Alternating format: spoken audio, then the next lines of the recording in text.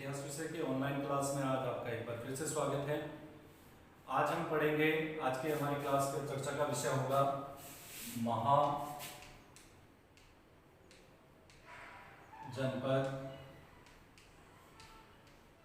काल। महाजनपद काल के बारे में चर्चा करेंगे कि कैसे महाजनपद बने, इसका टाइम पीरियड कहाँ था, इसके बारे में प्रथम उल्लेख कहाँ देखने को मिलता है और कौन कौन से जनपद महाजनपद थे और उनकी राजधानियां कौन सी थी, वहाँ के शासक कौन थे और अंत में इन महाजनपदों का क्या हुआ, कैसे इन महाजनपदों का विनाश हुआ, इसके बारे में आज की क्लास में हम चर्चा करेंगे। ठीक है, महाजनपद काल, इसको हम एक दूसरे नाम से भी जाना जाता है, एग्जाम में काफी बार पूछा जाता है कि द्वितीय नगरीय क्रांति। महाजनपद काल को द्वितीय नगरीय क्रांति के नाम से भी जाना जाता है और इसका टाइम पीरियड अमूमन माना जाता है 600 ईसा पूर्व, कि 600 ईसा पूर्व आते आते भारत के अंदर महाजनपदों का उदय हो चुका था और इन महाजनपदों की संख्या कितनी थी, इसके बारे में उल्लेख देने वाले ग्रंथ हमारे पास जो इनके महाजनपदों के बारे में जानकारी देते हैं, उन ग्रंथों के नाम भी मुख्य हैं कि जिन ग्रंथों से हमें महाजनपद काल के बारे में जानकारी प्राप्त होती है।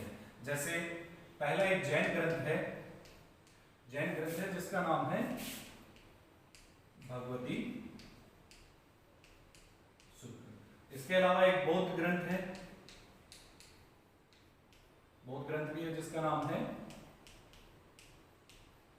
अगुंतर निकाय।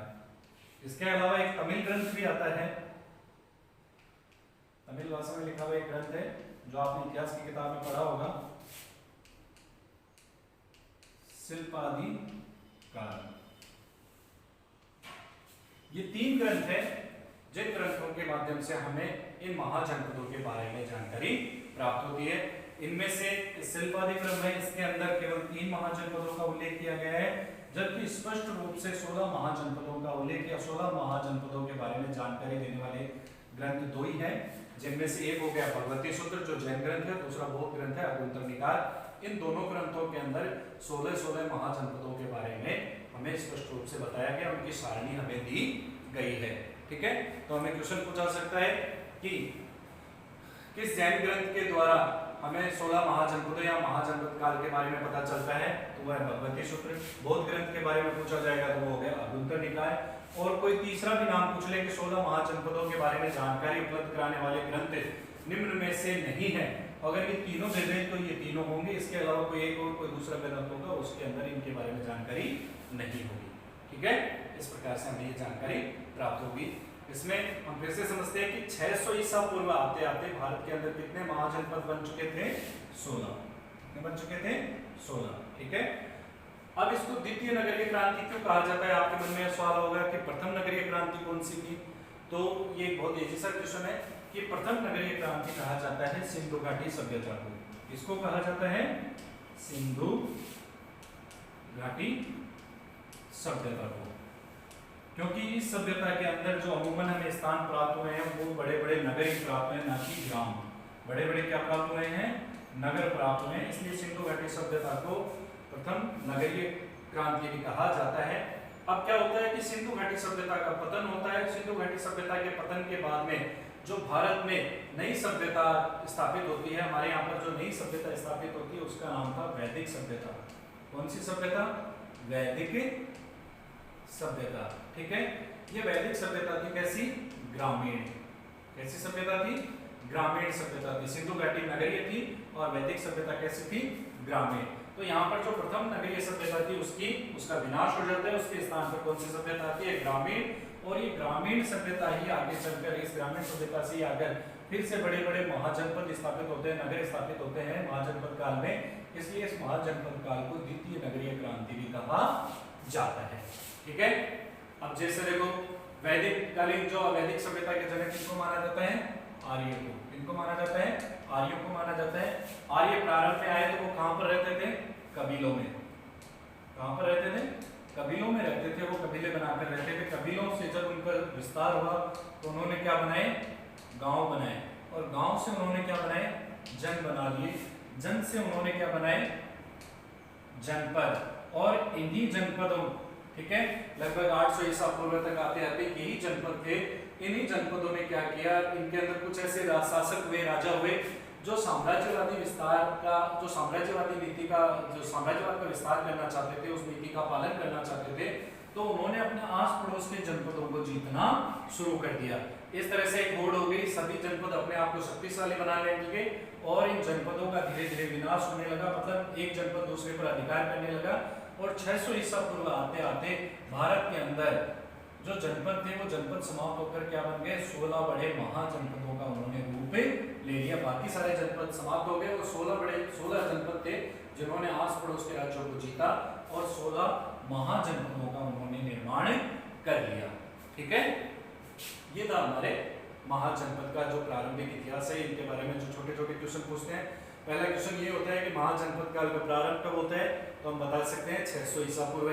ठीक है, इसका पूछा इनका प्रादुर्भाव कब होता है, तो एक क्वेश्चन और भी बता सकते हैं कि महावीर स्वामी और गौतम बुद्ध के समय तक भारत में 16 महाजनपदों का उदय हो चुका था। अमूमन ये क्वेश्चन पूछा जाता है कि 16 महाजनपदों का उल्लेख करने वाले या उनके बारे में जानकारी उपलब्ध कराने वाले ग्रंथ, तो जैन ग्रंथ भगवती सूत्र और बौद्ध ग्रंथ अभ्यंतर निकाय, इन दोनों में 16 महाजनपदों के बारे में बताया गया है। और एक तमिल ग्रंथ और है शिल्पाधिकारम, जिसके अंदर हमें 3 महाजनपदों के बारे में बताया गया है। इसको हम द्वितीय नगरीय क्रांति के नाम से भी जाना जाता है। महाजनपद काल को द्वितीय नगरीय क्रांति के नाम से भी जाना जाता है, क्योंकि सिंधु घाटी सभ्यता जो एक नगरीय क्रांति थी, उसके पतन के बाद में यहाँ पर आर्यों ने ग्रामीण संस्कृति को जन्म दिया। यही ग्रामीण संस्कृति आगे चलकर जब 600 ईसा पूर्व का टाइम पीरियड आता है, तो ये जो ग्रामीण संस्कृति थी, इसके अंदर इस महाजनपद काल में आते आते बड़े बड़े नगरों की स्थापना होने लगी। इसलिए इसको द्वितीय नगरीय क्रांति के नाम से भी जाना जाता है। ठीक है, अब इसके अंदर जो प्रमुख 16 महाजनपद थे, पहले हम उनकी एक सूची बनाएंगे, फिर उनकी राजधानियां लिखेंगे, फिर एक एक के बारे में हम धीरे धीरे पढ़ेंगे, फिर हम देखेंगे कि कैसे इन महाजनपदों का अंत होता है। ठीक है, कौन से महाजनपद में राजतंत्र था, कौन से में गणतंत्र था, कौन से महाजनपद ने अंतिम रूप से सबको विजय कर लिया, वो सारी चीजें हम देखेंगे। अब इसको साफ कर देते हैं एक बार।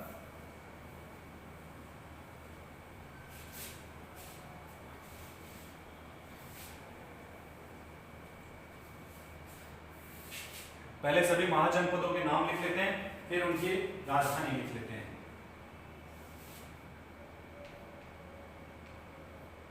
काशी,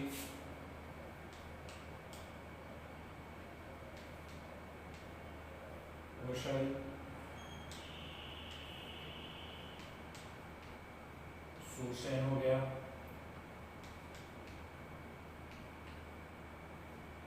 गांधार हो गया, अंग हो गया, मगध, मत्स्य, अश्मक,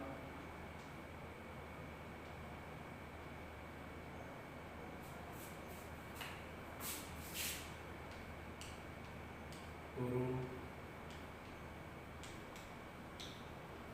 पांचाल हो गया, वत्स हो गया, चेदी हो गया, गांधार लिख दिया। फिर आ जाएगा यहाँ पर कंबोज। ठीक है, कितने हो चुके हैं? इसके अलावा 2 और थे छोटे, जिनमें वज्जी हो गया, मल्ल हो गया। ठीक है, कितने महाजनपद हो चुके हैं? 1 2 1 2 3 4 5 6 7 8 9 10 11 12 13 14 और 15। कौन सा बच गया अपना अभी? ये काशी, कौशल, सुरसेन, गांधार, अंग, मगध, मत्स्य, अस्मक, कुरु, पांचाल, वत्स, चेदी, कंबोज, वज्जी, मल। एक बच गया अपना अवंती। तो जो भगवती सूत्र है उनके अंदर इन 16 महाजनपदों के बारे में बताया गया है कि महाजनपद काल जो है, तो ये उसके अंदर ये 16 महाजनपद थे, ये बड़े उस समय साम्राज्य थे। अब इनकी राजधानियों के बारे में बताया गया है। काशी की राजधानी माना जाता था वाराणसी को। किसको माना जाता था? वाराणसी को काशी की राजधानी माना जाता था। दूसरा है कौशल, तो कौशल की राजधानी ये राजा राम का राज्य था, कौशल नरेश, ठीक है। यहाँ की दो राजधानियां बताई गई है, एक थी श्रावस्ती और दूसरी मानी जाती थी साकेत, जिसको अयोध्या के नाम से जाना जाता है। शूरसेन, इसकी राजधानी मानी जाती है मथुरा। गांधार की राजधानी पता ही है आपको, तक्षशिला। गांधार की राजधानी कौन सी थी? तक्षशिला। अंग की राजधानी है अपने चंपा। मगध की दो राजधानियां थी, गिरिवृक्ष, दूसरी है राजगृह, और एक बाद में एक और राजधानी मानी जाती है पाटलिपुत्र। मत्स्य की राजधानी आपको पता ही है, अपने जयपुर में स्थित है विराटनगर। मत्स्य की राजधानी कौन सी है? विराटनगर। अस्मक की राजधानी हो गई पोटन या पोटिल, दोनों भी नाम मिल सकते हैं। पोदन मिल सकता है, पोटन मिल सकता है, या पोटिल मिल सकता है, तीनों नाम मिल सकते हैं। पोदन, तीनों नाम मिल सकते हैं हमें, पोटिल भी मिल सकता है, पोदन भी मिल सकता है, और पोटल, तीनों नाम मिल सकते हैं हमें, ठीक है।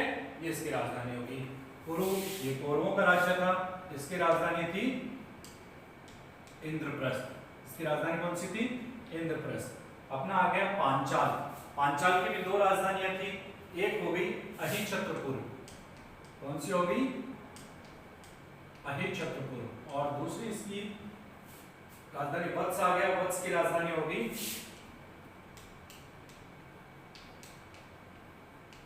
कौशाम्बी। चेदी की राजधानी होगी सप्तमती, ठीक है। सप्तमती या सोक्थमती, दोनों नाम मिल सकते हैं। कंबोज की राजधानी हमें, कंबोज की राजधानियों के भी दो नाम मिलते हैं, राजपुर और दूसरा मिलता है हमें हाटन। वज्जी की राजधानी है वैशाली। मल्ल की भी दो राजधानियां थी, कुशीनारा और दूसरी थी पावा, ठीक है। अवंती, इसकी भी दो राजधानी थी, एक थी उज्जैन और दूसरा था महिष्मती। महिष्मती, यहां पर अहिछत्रपुर और दूसरी राजधानी थी इसकी कांपिल्य। तो ये हमारे 16 महाजनपद थे और ये उनकी राजधानियां थी। एक बार फिर से देखते हैं, काशी सबसे प्राचीन महाजनपद को इसको माना जाता है। आज भी एक रिकॉर्ड है कि अगर सबसे प्राचीन कोई नगर है जो वर्तमान में अपने मूल स्वरूप में है, तो वो किसको माना जाता है? काशी या वाराणसी को माना जाता है। प्रारंभ में काफी शक्तिशाली साम्राज्य था। यहाँ के शासक का नाम मिलता है जो ग्रंथों में, वो मिलता है ब्रह्मदत्त। इसका नाम मिलता है ब्रह्मदत्त, जो काफी शक्तिशाली शासक था। बाद में कौशल ने काशी पर अधिकार करके इसको अपने साम्राज्य में मिला लिया। दूसरा आता है कौशल, ठीक है।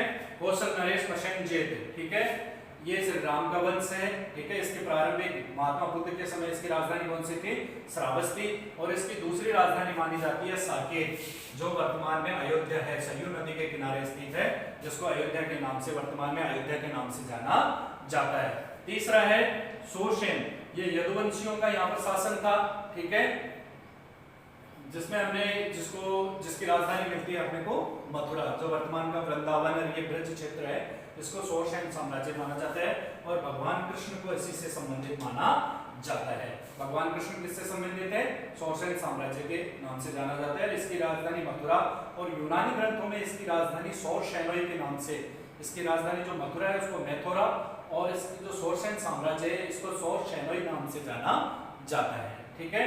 फिर आ जाता है अपना गांधार, ऊपर की तरफ, उत्तर की तरफ है गांधार। आपने जो महाभारत में नाम सुना होगा शकुनी, ठीक है, महाभारत में नाम सुना था ना शकुनी, वो शकुनी यहाँ गांधार का ही था। और इसकी राजधानी है तक्षशिला। यहाँ पर एक प्राचीन अपने विद्यालय था, विश्वविद्यालय था, राजा तक्ष के द्वारा यहाँ पर स्थापित किया गया था, ठीक है। ये गांधार के अंदर आती थी। दूसरा आता है अपना अंग, ठीक है। अंग शासक मगध के पास में स्थित था, इसकी राजधानी थी चंपा। फिर आता है मगध, ये महाजनपद कालों में सबसे शक्तिशाली था। इसकी प्रारंभिक राजधानी गिरिब्रिज, बाद में इसकी राजधानी राजगृह बनाई गई और अंत में इसकी राजधानी पाटलिपुत्र बनाई गई। ठीक है, फिर अगला आता है मत्स्य। ये अपने राजस्थान के अंदर इसका विस्तार राजस्थान के अंदर था। इसकी राजधानी विराटनगर जो जयपुर के आसपास क्षेत्र में स्थित थी। ठीक है, पांडवों ने अपना जो वनवास, पांडवों को जो वनवास दिया गया था, उस वनवास के दौरान उन्होंने अपना कुछ समय यहाँ पर मत्स्य महाजनपद के अंदर व्यतीत किया था। फिर अगला अपना आता है महाजनपद अस्मक। ये अस्मक ये एक मात्र महाजनपद था। देखो खास बात, ये बाकी के सारे महाजनपद थे ये उत्तर में थे, उत्तर भारत में स्थित थे, जबकि ये अस्मक है, ये इसको माना जाता है कि एकमात्र महाजनपद था जो दक्षिण भारत में स्थित था, गोदावरी नदी के किनारे। ठीक है, तो ये काफी बार क्वेश्चन पूछा जाता है कि दक्षिण भारत में स्थित एकमात्र महाजनपद, तो बताइए दे अस्मक, और उसकी राजधानी कौन सी थी? कोटल, कोदन या कोटिल, ये तीन नाम उसके मिलते हैं, लेकिन है एक ही। फिर है कुरु। कौरवों का नाम सुना होगा हमने महाभारत में। उन कौरवों का जो साम्राज्य था, उन साम्राज्य की राजधानी थी इंद्रप्रस्थ, जिसको वर्तमान में किसके नाम से जाना जाता है? दिल्ली। किसके नाम से जाना जाता है? दिल्ली। और इसी इंद्रप्रस्थ या इसी कुरु महाजनपद का एक दूसरा नगर था जिसका नाम था हस्तिनापुर। हस्तिनापुर, इसी कुरु जनपद का ये एक बड़ा नगर था। फिर आ जाता है अपना पांचाल। ठीक है, पांचाल नरेश। ठीक है, पांचाली द्रौपदी को नाम जानते होंगे आप, द्रौपदी को। ठीक है, वो इसी पांचाल नरेश की यहाँ की पुत्री थी। इसकी दो राजधानियां थी, एक अहिच्छत्रपुर और दूसरी इसकी राजधानी मानी जाती है कामकेल्य। फिर अगला आता है वत्स। वत्स नरेश उज्जैन। वत्स नरेश कौन था? उदयन। ठीक है, उसकी राजधानी किसको माना जाता है? कौशाम्बी को। इसी उदयन को लेकर एक ग्रंथ लिखा गया था, स्वप्न वासदत्ता। ठीक है, ये उदयन था, उसने स्वप्न जो वासदत्ता नामक एक जो लड़की थी प्रसेनजीत की, ठीक है, सॉरी प्रसेनजीत अभी नाम पता नहीं, वत्स नरेश इसको लेकर जो स्वप्न वासदत्ता ग्रंथ लिखा गया था। ठीक है, उसके अंदर इस वत्स की और जो वासदत्ता नामक एक लड़की थी उसकी प्रेम कहानी के बारे में बताया गया है। फिर आता है अपना चेदी वंश। ठीक है, ये चेदी इसकी राजधानी थी सक्कमती, जो वर्तमान में अपने कलिंग क्षेत्र के आसपास का ये क्षेत्र था। फिर अपना कंबोज, उत्तर भारत में स्थित है, राजपुर और हाटक। ये महाजनपद अपने घोड़ों के लिए प्रसिद्ध था, यहाँ पर अच्छे नस्ल के घोड़े यहाँ मिलते थे। ठीक है, फिर अगला अपना आता है वज्जी। ये गणतंत्रात्मक राज्य था। ठीक है, इसकी राजधानी थी वैशाली। इसको हम वज्जी संघ को लिच्छवी गणराज्य के तौर पर भी जान सकते हैं। यहाँ पर प्रमुख रूप से ये 8-9 संघ मिलके 8-9 राज्य छोटे छोटे मिलकर वज्जी संघ बना हुआ था। ठीक है, इस वज्जी संघ के जो प्रमुख तौर थे वो थे लिच्छवी। ठीक है, और इसकी राजधानी थी वैशाली। फिर हो गया बल। ठीक है, नेपाल की तराई के पास, नेपाल से थोड़ा सा भारत की सीमा पर स्थित ये महाजनपद था। इसकी दो राजधानियां थी, कुशीनारा और पावा। महात्मा बुद्ध के समय तक ये काफी प्रसिद्ध थे, लेकिन जैसे महात्मा बुद्ध की मृत्यु होती है उसके बाद में ये अपनी स्वतंत्रता खो देता है और इस पर मगध के द्वारा अधिकार कर लिया जाता है। फिर अपना लास्ट आता है अवंती। ठीक है, अवंती नरेश चंद्रप्रदोत। ठीक है, इसकी दो राजधानियां थी, उज्जैन और महेशमती। ठीक है, ये अब इनके अंदर पूछा जाता है, देखो एक खास बात, ये अपने 16 महाजनपद और उनकी राजधानियां पूछ ली। अब इनमें से 3-4 क्वेश्चन बनते हैं। एक तो दक्षिण भारत के अंदर स्थित जनपद के बारे में पूछा जाता है, अस्मक हो गया कोटल। फिर इसमें पूछा जाता है कि वो ऐसे महाजनपदों के बारे में बताइए जिनके अंदर गणतंत्र व्यवस्था थी। तो ये दो महाजनपद थे जहां पर गणतंत्रीय व्यवस्था थी। एक हो गया अपना वज्जी संघ और दूसरा मल। इन दोनों के अंदर गणतंत्रीय व्यवस्था थी, बाकी सब में राजतंत्रात्मक व्यवस्था थी।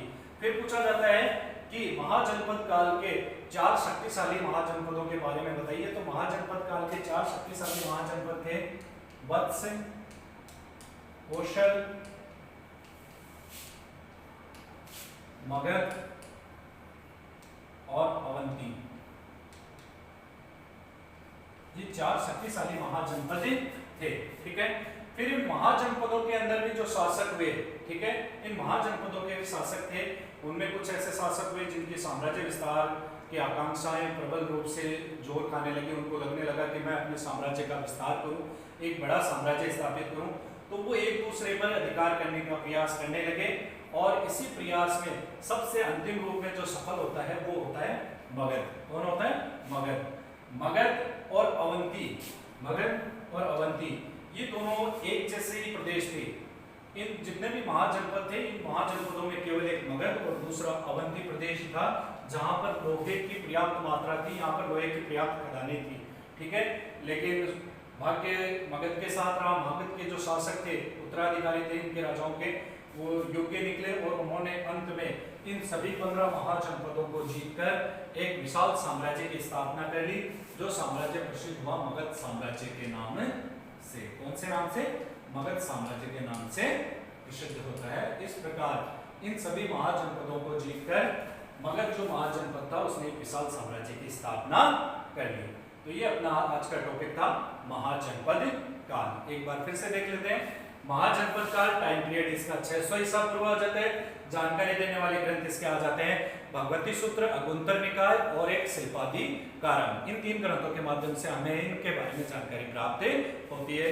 इसको दूसरी नगरीय क्रांति के नाम से भी जाना जाता है। पहली नगरीय क्रांति अपनी सिंधु घाटी सभ्यता थी, उसके विनाश के बाद में आर्य आए। आर्य ग्रामीण संस्कृति थी और यही ग्रामीण संस्कृति 600 ईसा पूर्व आते आते बड़े बड़े नगरों के रूप में स्थापित होने लगी, इसलिए इसको द्वितीय नगरीय क्रांति के बारे में भी कहा जा सकता है।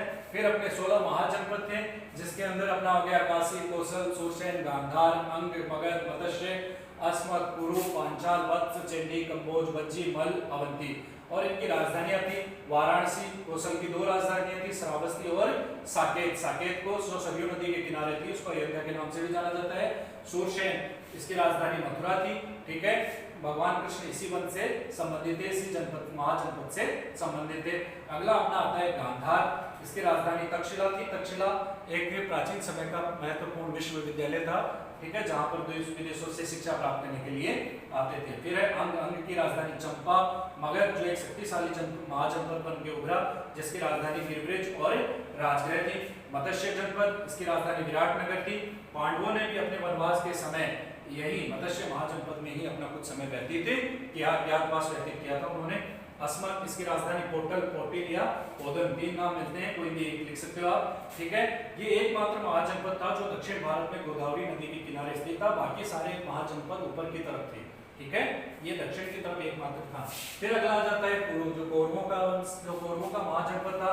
इसकी राजधानी इंद्रप्रस्थ, जिसको दिल्ली के नाम से जाना जाता है, और इसका एक दूसरा नगर जो प्रसिद्ध था उसका नाम था हस्तिनापुर। फिर आ जाता है पांचाल। यहाँ की राजकुमारी कौन थी? द्रौपदी, जिसका पांडवों से विवाह हुआ, ठीक है।